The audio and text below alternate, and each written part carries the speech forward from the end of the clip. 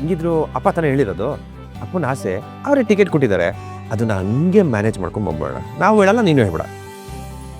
ಅಲ್ಲ ಕಣೋ, ಅಪ್ಪ ಹೇಳಿದ್ರು ಅವಳು ಬೇಡ ಅಂದ್ರೆ. ಇನ್ನೊಂದು ಐಡಿಯಾ ಹುಡ್ಕೋಣ ಬಾಬಾ, ಬಿಡೋದು ಬೇಡ. ನೀವೇನು ತಲೆ ಕೆಡ್ಸ್ಕೊಳ್ಬೇಡಿ, ನಾವಿರ್ತೀವಿ. ಇರ್ತೀವಪ್ಪ, ನಾವಿಬ್ರು ಜೊತೆಗೆ ಇರ್ತೀವಿ. ಆಯ್ತು, ಇರ್ತೀವಿ. ಬಾಬಾ ನೀವು ಹೋಗಿ ಬನ್ನಿ ಅಷ್ಟೇ.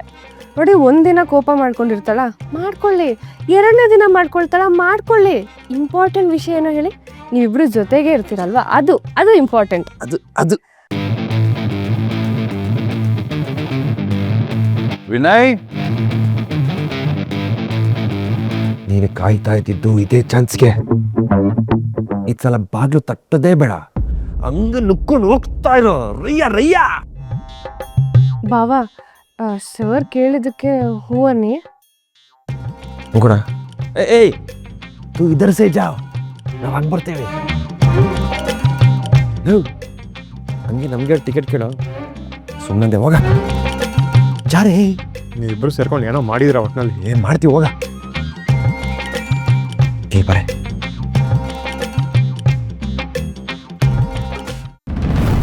ಅಪ್ಪ, ತಗೋಪ್ಪ. ನಿನಗೂ ಕಲ್ಯಾಣಿಗೂ ಹನಿಮೂನ್ ಟಿಕೆಟು.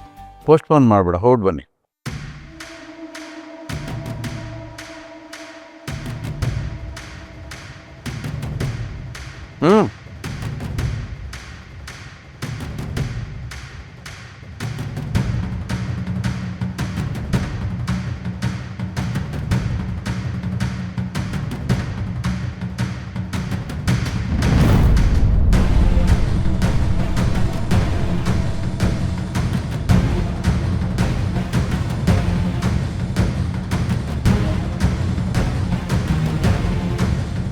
ಅಪ್ಪ, ಅದು ನಾವಿಬ್ಬರು ಹೊರಗೆ ಹೋದ್ರೆ ಇಲ್ಲಿ ಬಿಸ್ನೆಸ್ಸು, ಅಂಗಡಿ ಎಲ್ಲ.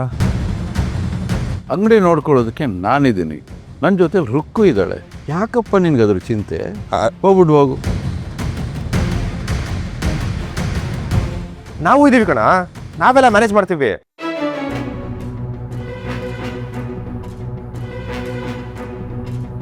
ಮದುವೆ ಆದಾಗಿಂದ ಪಾಪ ಹೆಣ್ಮಗು ಬರೀ ಅಡುಗೆ ಮನೆಯಲ್ಲೇ ಇದೆ.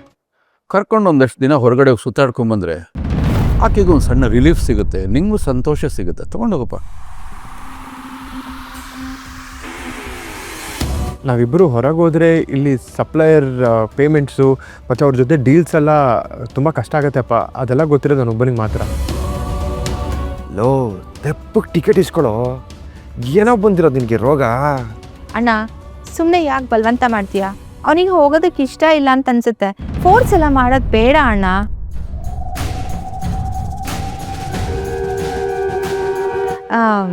ಒಂದು ವೇಳೆ ವಿನಯ್ ಒಪ್ಕೊಂಡ್ರು ಕಲ್ಯಾಣಿ ನೀನು ಒಪ್ಕೊಳ್ಳಲ್ಲ ಅಲ್ವಾ?